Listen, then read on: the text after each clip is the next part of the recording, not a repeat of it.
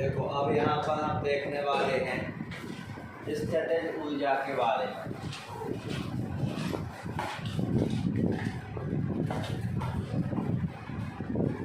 स्थितिज ऊर्जा, स्थितिज ऊर्जा क्या होती है? किसी वस्तु की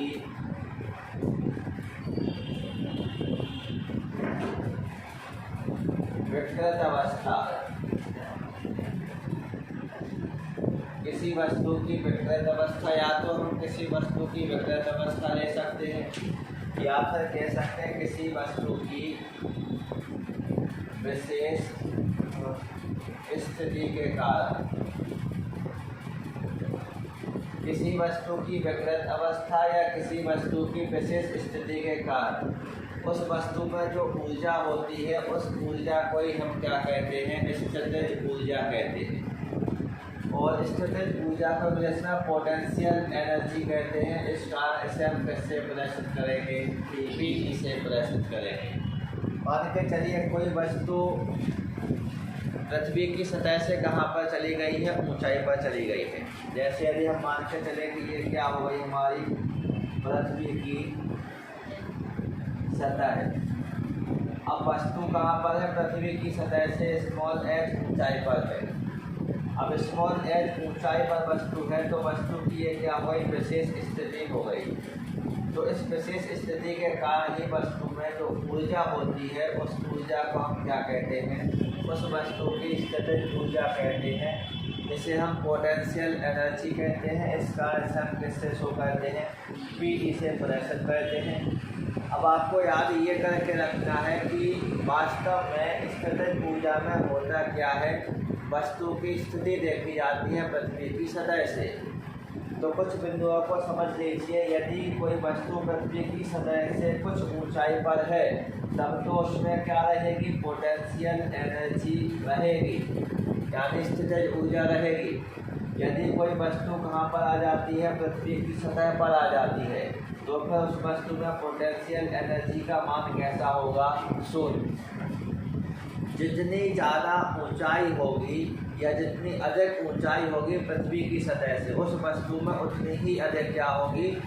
स्थितिज ऊर्जा या पोटेंशियल एनर्जी होगी। और जैसे जैसे वो पृथ्वी की सतह की ओर आएगी तो पोटेंशियल एनर्जी यानी स्थितिज ऊर्जा का मान कम होता जाएगा। और एक समय ऐसा आएगा जब वह वस्तु कहाँ आ जाएगी? पृथ्वी की सतह पर आ जाएगी। और जब पृथ्वी की सतह पर आ जाएगी तो फिर पोटेंशियल एनर्जी की वैल्यू क्या हो जाएगी? शून्य हो जाएगी, यानी 0 हो जाएगी। अब इसके आप देख लेते हैं कुछ उदाहरण। जैसे हमने क्या कहा, ये है बांध, ये बांध बना हुआ है और इस बांध में ऊंचाई तक क्या भरा हुआ है? जल भरा हुआ है। अब बांध में ऊंचाई तक क्या भरा हुआ है? जल। तो ये जल ऊंचाई तक होने के कारण इस जल में कौन सी एनर्जी रहेगी? पोटेंशियल एनर्जी रहेगी। कौन सी ऊर्जा रहेगी? Potential energy. तो मानव में एकत्रित जल पृथ्वी की सतह से कैसा होता है? ऊंचाई पर होता है। पृथ्वी की सतह से ऊंचाई पर होने के कारण जो मानव में जल एकत्रित होता है उस जल में कौन सी ऊर्जा होती है? स्थितिज ऊर्जा होती है।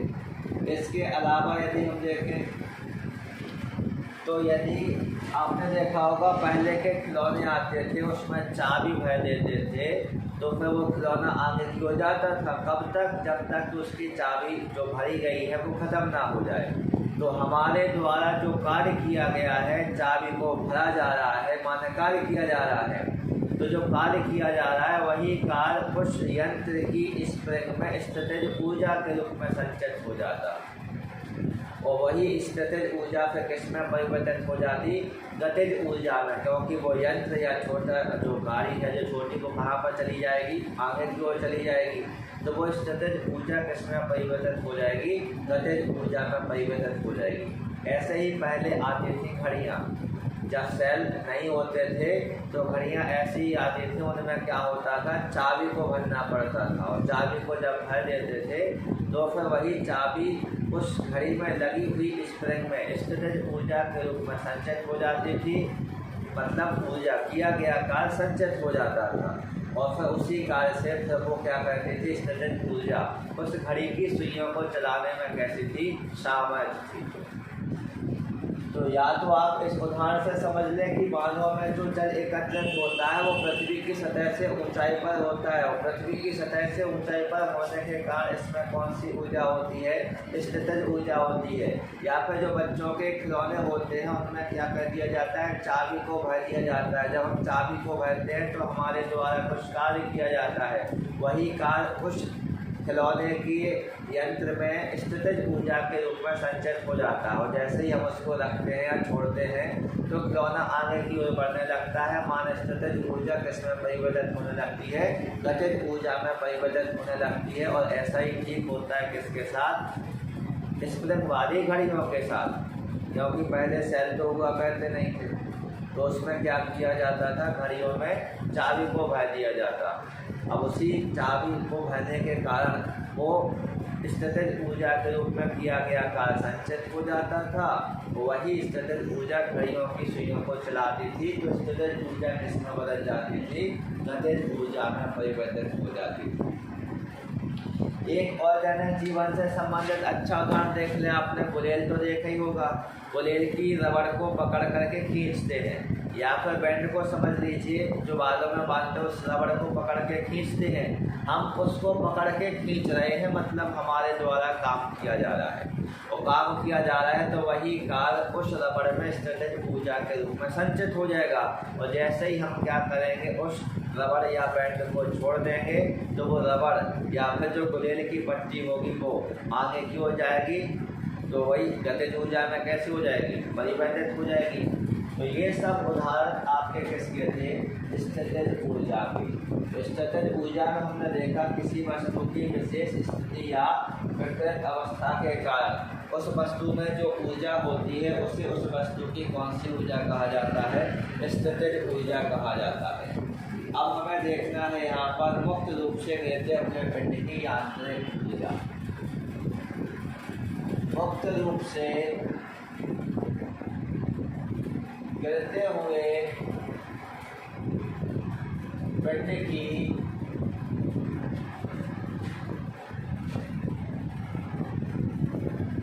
यांत्रिक ऊर्जा। देखो, यांत्रिक ऊर्जा का मतलब यहाँ पर दो ऊर्जाओं के योग से है। एक तो इसमें रहेगी आपकी गतिज ऊर्जा और एक रहेगी इसमें स्थितिज ऊर्जा। हम दोनों की ऊर्जाओं के बारे में पढ़ चुके हैं। तो यांत्रिक ऊर्जा आपकी काइनेटिक एनर्जी और पोटेंशियल एनर्जी दोनों का क्या होता है, योग होता है। यदि हमसे ये पूछ लिया जाए कि मुक्त रूप से कोई पिंड गिर रहा है, उस पिंड की कुल यांत्रिक ऊर्जा की गणना कीजिए, तो फिर हमें इसी को सिद्ध करना है। इसके लिए सबसे पहले हम क्या करेंगे, ये हो जाएगी पृथ्वी, या फिर पृथ्वी की हम इसको क्या मान लेंगे, सतह मान लेंगे। ये क्या हो जाएगी, पृथ्वी की सतह। अब पृथ्वी की सतह से ये है हमारी कोई वस्तु या कोई पिंड जिसको हमने ये नाम दे दिया। जब इसको यहाँ से गिराया गया तो ये आया बिंदु बी पर, तो जब बिंदु बी से गिराया गया तो कहाँ पर आ गया, बिंदु सी पर, यानी पृथ्वी की सतह पर आ गया। इसको मुक्त रूप से यहाँ से छोड़ दिया गया। तो जब जहाँ से जैसे ही हम छोड़ रहे थे तो वो बिंदु कौन सा था, एक। कुछ समय पश्चात जब वो नीचे की ओर आया तो कहाँ पर पहुँच गया, बी पर, और फिर अंत में वो कहाँ पर आ जाएगा, पृथ्वी की सतह पर। तो पहले जब हम पिंड को बिंदु ए से गिरा रहे थे, जब उसकी ऊंचाई कितनी थी पृथ्वी की सतह से, स्मॉल h ऊंचाई थी। और जब वो बिंदु ए से कहाँ पर आ गया, बिंदु बी पर आ गया, तो इसके द्वारा कितनी दूरी चली गई, स्मॉल x दूरी चली गई। जब स्मॉल x दूरी चली गई तो पृथ्वी की सतह से ऊंचाई कितनी होगी, h माइनस एक्स होगी। कितनी होगी, h माइनस एक्स होगी। और ये जो हमारा पिंड है इसी के ऊपर लिख देते हैं हम, इसका द्रव्यमान कितना है, स्मॉल m है। तो अब हमें क्या देखना है, हमारे पास स्मॉल m द्रव्यमान का कोई पिंड है जो कितनी ऊंचाई पर है, पृथ्वी की सतह से स्मॉल h, बिंदु ए पर है अभी, पृथ्वी की सतह से कितनी ऊंचाई पर है, स्मॉल h ऊंचाई पर है। और इसको हम यहाँ से क्या कर रहे हैं, स्वतंत्रता पूर्वक नीचे की ओर गिरा रहे हैं। तो सबसे पहले स्थिति देख लेते हैं कहाँ पर, बिंदु ए पर। बिंदु ए पर। सबसे पहले पिंड की स्थिति देख लेते हैं कहाँ पर, बिंदु ए पर। तो सबसे पहले यदि आप देखें, जब हम इस पिंड को बिंदु ए पर ठीक छोड़ने की कंडीशन में होंगे, तो अभी छोड़ा नहीं है, छोड़ने की कंडीशन में है। यहाँ पर हम देखेंगे क्या, बिंदु ए पर पिंड किस अवस्था में होगा, विराम अवस्था में होगा। किस अवस्था में होगा, विराम अवस्था में होगा। बिंदु ए पर पिंड किस अवस्था में होगा, विराम अवस्था में होगा। अब ये बताइए, जब पिंड किस अवस्था में है, अभी विराम अवस्था में, मतलब अभी हम छोड़ रहे हैं, छोड़ा नहीं है, छोड़ने से पहले की कंडीशन है। तो अभी पिंड कैसा है, विराम अवस्था में है। विराम अवस्था में है तो गति नहीं कर रहा है, और गति नहीं कर रहा है तो गतिज ऊर्जा नहीं है। भाई गतिज ऊर्जा कब होती है, जब कोई वस्तु गति करती है। तो यहाँ पर क्या होगा, काइनेटिक एनर्जी यानी गतिज ऊर्जा की वैल्यू क्या आ जाएगी, 0। कब, जब बिंदु ए पर पिंड किस अवस्था में होगा, विराम अवस्था में होगा, तो गतिज ऊर्जा का मान क्या होगा, 0 होगा। अब देख लेते हैं यहाँ पर हम बिंदु ए पर पिंड की स्थितिज ऊर्जा। स्थितिज ऊर्जा यानी पोटेंशियल एनर्जी। तो पोटेंशियल एनर्जी में क्या है, पिंड का द्रव्यमान कितना आता है, स्मॉल m। पिंड के ऊपर क्या लगेगा, पृथ्वी है, तो ऊंचाई कितनी थी, स्मॉल h। तो स्थितिज ऊर्जा की वैल्यू क्या बनेगी, mgh। कितनी बन जाएगी, mgh। क्यों, क्योंकि पिंड का द्रव्यमान स्मॉल m है, यह पृथ्वी की सतह से कितनी ऊंचाई पर है, स्मॉल h ऊंचाई पर। तो उसके ऊपर पृथ्वी इलेक्ट्रॉन काम करेगा, पिंड को नीचे की ओर खींचेगा, तो फिर स्थितिज ऊर्जा की वैल्यू क्या बनेगी, mgh। पहले हमने देखा पिंड ए पर, देखो बिंदु ए पर पिंड विराम अवस्था में जो गतिज ऊर्जा। फिर हमने देखा बिंदु ए पर पिंड की स्थितिज ऊर्जा। अब हमें देखना है बिंदु ए पर पिंड की कुल ऊर्जा। तो हम यहाँ पर सीधा शॉर्ट में क्या लिखेंगे, कुल ऊर्जा। कुल ऊर्जा यानी यांत्रिक ऊर्जा, और यांत्रिक ऊर्जा के लिए क्या लिखेंगे, दोनों ऊर्जाओं का योग कर देंगे, तो बराबर में क्या हो जाएगा, ke प्लस में क्या हो जाएगा, pe। तो कुल ऊर्जा बराबर ke की वैल्यू क्या आई थी, 0, pe की वैल्यू क्या आई थी, mgh। तो बराबर में क्या आ गया, mgh, समीकरण नंबर 1। ये हमें कहाँ पर प्राप्त हुआ, जब पिंड कहाँ पर था, बिंदु ए पर। इसके बाद यहाँ से छोड़ दिया गया है, तो अब पिंड कहाँ पर पहुँच गया है आपका, बिंदु बी पर। अब पिंड कहाँ पर पहुँच गया, बिंदु बी पर। अब जब बिंदु ए से बिंदु बी पर पहुँचा, तो पिंड के द्वारा कितनी दूरी तय की गई, स्मॉल x दूरी तय की गई। कितनी दूरी तय की गई, स्मॉल x दूरी तय की गई। और ये जो आपका पिंड था, ये से कहाँ पर पहुँच गया, बिंदु बी पर पहुँच गया। तो अब यहाँ पर लिखेंगे, जब बी पर ये रहेगा तो पृथ्वी की सतह से ऊंचाई कितनी रहेगी, h माइनस x। तो यहाँ पर लिखेंगे बिंदु बी पर पृथ्वी की सतह से ऊंचाई क्या रहेगी, h माइनस x। ऊंचाई कितनी हो जाएगी, h माइनस x। तो यदि बिंदु बी पर वस्तु का वेग, जैसे अपन ने यहाँ पे इसको नीचे की ओर गिराया, तो वस्तु तो भी वेग से जाएगी। तो यहाँ पे लिखेंगे, यदि बिंदु बी पर वस्तु का वेग स्मॉल v हो, तो गति के तृतीय समीकरण से तीसरा समीकरण क्या होता है, v स्क्वायर बराबर u स्क्वायर प्लस के 2s। ये क्या है, गति का तीसरा समीकरण है। अब इसमें हमें लगाना है वैल्यू, इसमें वैल्यू लगाना है। वेग तो क्या है इसका, v है, तो v का क्या रहेगा, v स्क्वायर बराबर प्रारंभिक वेग क्या रहेगा, 0 रहेगा। प्लस में 2 एक जगह क्या हो जाएगा जी, और एस विस्थापन को शो करता है, तो ए से जब ये बी पर आया तो विस्थापन कितना हुआ एक्स, तो यहाँ पर क्या लिख देंगे एक्स, तो बी स्क्वायर बराबर क्या बना 2gx। बी स्क्वायर की वैल्यू कितनी प्राप्त हो गई हमें 2gx। अब हम निकालेंगे बिंदु बी पर वस्तु की गतिज ऊर्जा। बिंदु बी पर वस्तु की गतिज ऊर्जा काइनेटिक एनर्जी बराबर 1/2 mv स्क्वायर।